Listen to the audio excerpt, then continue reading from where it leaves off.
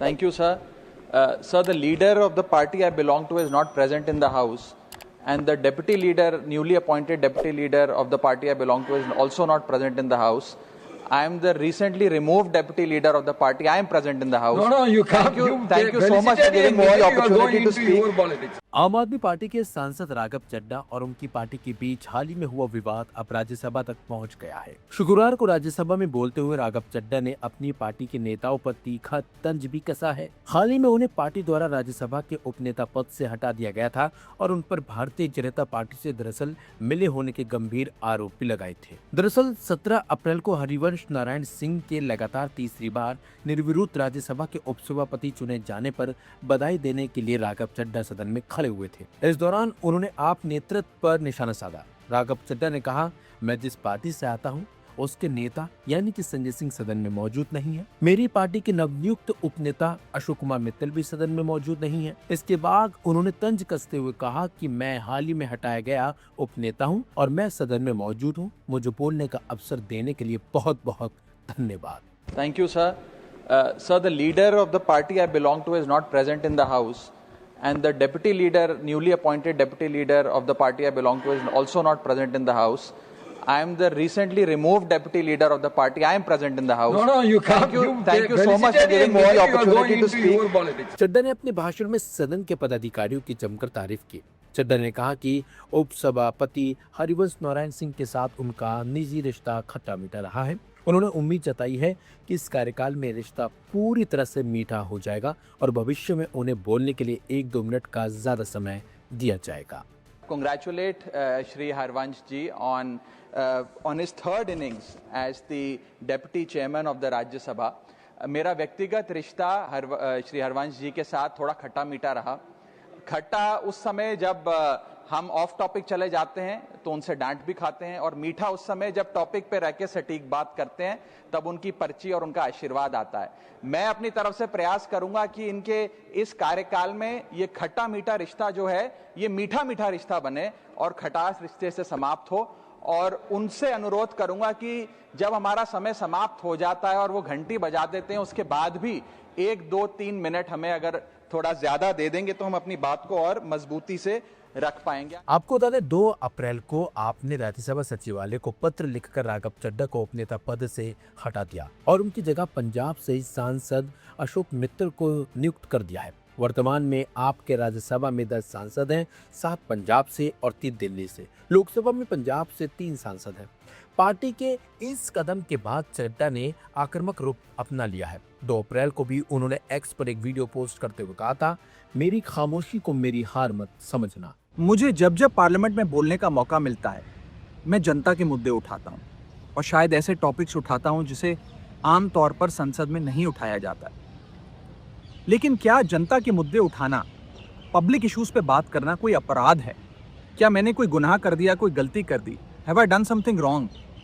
ये सवाल आज मैं इसलिए पूछ रहा हूँ क्योंकि आम आदमी पार्टी ने राज्यसभा सेक्रेटेरिएट को ये कहा है कि राघव चड्ढा के पार्लियामेंट में बोलने पर रोक लगा दी जाए।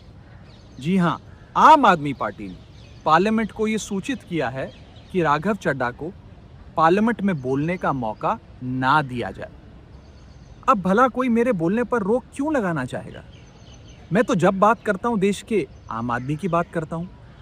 एयरपोर्ट पर मिल रहे महंगे खाने की बात रखी, जोमेटो ब्लिंकिट के डिलीवरी राइडर्स की प्रॉब्लम रखी, खाने में मिलावट का मुद्दा उठाया, टोल प्लाजा लूट से लेकर बैंक चार्जेस लूट की बात करी, यहाँ तक कि मिडिल क्लास पे टैक्स के बोझ से लेकर कंटेंट क्रिएटर्स पर स्ट्राइक क्यों करी जाती है, टेलीकॉम कंपनियां कैसे 12 महीने में 13 बार हमसे रिचार्ज कराती हैं, डेटा रोल ओवर नहीं देती हैं, रिचार्ज खत्म होने के बाद इनकमिंग रोक देती है, तमाम इश्यूज मैंने सदन में उठाए। और ये मुद्दे उठाने के बाद देश के आम आदमी का तो फायदा हुआ, लेकिन इससे आम आदमी पार्टी का क्या नुकसान हुआ? भला कोई मुझे बोलने से क्यों रोकना चाहेगा? कोई मेरी आवाज को क्यों बंद करना चाहेगा? खैर, आप लोग मुझे अनलिमिटेड प्यार देते हैं। मैं जब जब आपके मुद्दे उठाता हूं, आप मुझे सपोर्ट करते हैं, मुझे शाबाशी देते हैं, मेरा हौसला बढ़ाते हैं। मैं आपको कहना चाहता हूं थैंक यू। ऐसे ही मेरा हाथ और मेरा साथ थामे रखिएगा, छोड़िएगा मत।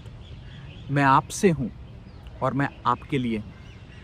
और जिन लोगों ने आज पार्लियामेंट में मेरे बोलने का अधिकार मुझसे छीन लिया, मुझे खामोश कर दिया, मैं उन्हें भी कुछ कहना चाहता हूं। मेरी खामोशी को मेरी हार मत समझ लेना। मेरी खामोशी को मेरी हार मत समझ लेना। मैं वो दरिया हूं जो वक्त आने पर सैलाब बनता है। जय Hind.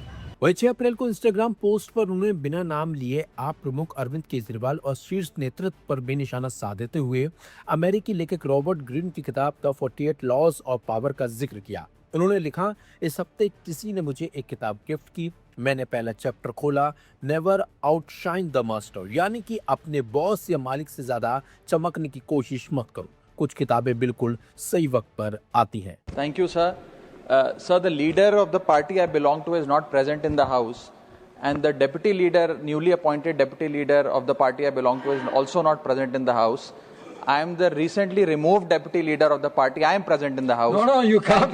Thank you so much for giving me the opportunity to speak. मुझे जब जब पार्लियामेंट में बोलने का मौका मिलता है, मैं जनता के मुद्दे उठाता हूँ और शायद ऐसे टॉपिक्स उठाता हूँ जिसे आम तौर पर संसद में नहीं उठाया जाता। लेकिन क्या जनता के मुद्दे उठाना, पब्लिक इश्यूज पे बात करना कोई अपराध है? क्या मैंने कोई गुनाह कर दिया, कोई गलती कर दी? Have I done something wrong? ये सवाल आज मैं इसलिए पूछ रहा हूँ क्योंकि आम आदमी पार्टी ने राज्यसभा सेक्रेटेरिएट को ये कहा है कि राघव चड्ढा के पार्लियामेंट में बोलने पर रोक लगा दी जाए। जी हाँ, आम आदमी पार्टी ने पार्लियामेंट को ये सूचित किया है कि राघव चड्ढा को पार्लियामेंट में बोलने का मौका ना दिया जाए। अब भला कोई मेरे बोलने पर रोक क्यों लगाना चाहेगा? मैं तो जब बात करता हूँ देश के आम आदमी की बात करता हूँ। एयरपोर्ट पर मिल रहे महंगे खाने की बात रखी, जोमेटो ब्लिंकिट के डिलीवरी राइडर्स की प्रॉब्लम रखी, खाने में मिलावट का मुद्दा उठाया, टोल प्लाजा लूट से लेकर बैंक चार्जेस लूट की बात करी, यहाँ तक कि मिडिल क्लास पे टैक्स के बोझ से लेकर कंटेंट क्रिएटर्स पर स्ट्राइक क्यों करी जाती है, टेलीकॉम कंपनियां कैसे 12 महीने में 13 बार हमसे रिचार्ज कराती हैं, डेटा रोल ओवर नहीं देती हैं, रिचार्ज खत्म होने के बाद इनकमिंग रोक देती है, तमाम इश्यूज मैंने सदन में उठाए।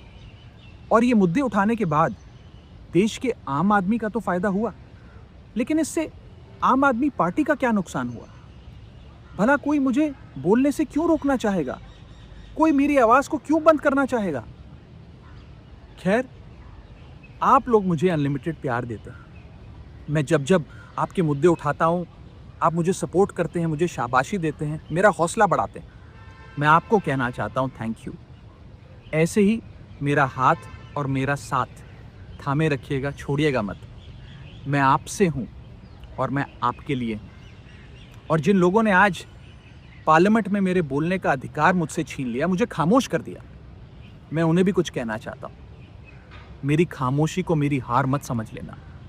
मेरी खामोशी को मेरी हार मत समझ लेना। मैं वो दरिया हूँ जो वक्त आने पर सैलाब बनता है। जय हिंद।